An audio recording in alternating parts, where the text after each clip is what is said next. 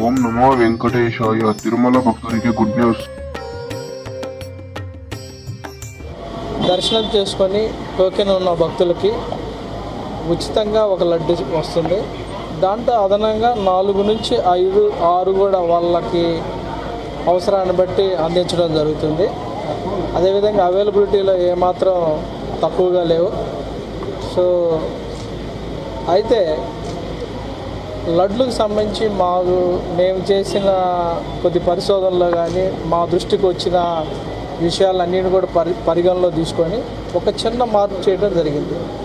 దాని ప్రకారం చాలామంది దర్శనం లేకుండా కేవలం లడ్లు మాత్రమే కొనుక్కొని మధ్యవర్తులుగా దళారులుగా మార్కెట్లో సేల్ చేయడం జరుగుతుంది. దానివల్ల బ్లాక్ మార్కెట్ డెవలప్ అయ్యడం ఈ మధ్యకాలంలో జరిగింది.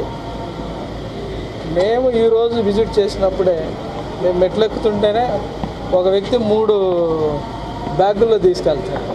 అసలుకే వడలు చాలా తక్కువగా ఉంటే దర్శనం చేసుకున్నాడంటే దర్శనం చేసుకోలేదు ఆమె.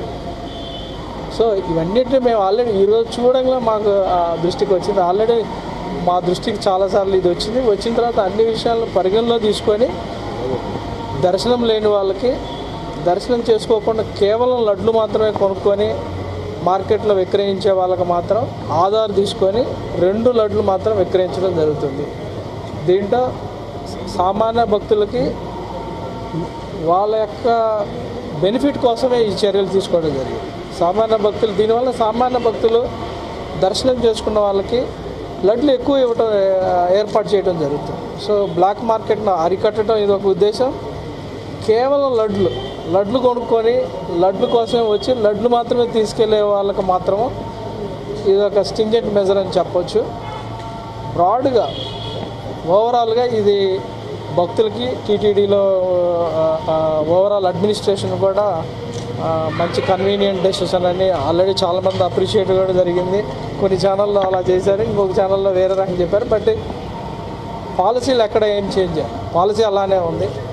కేవలం దర్శనం లేని వాళ్ళు మాత్రమే ఒక ఆధార్ను తీసుకొని 2 లడ్లు ఇవ్వడం జరుగుతుంది. ఇది ఒక్కటే చేంజ్.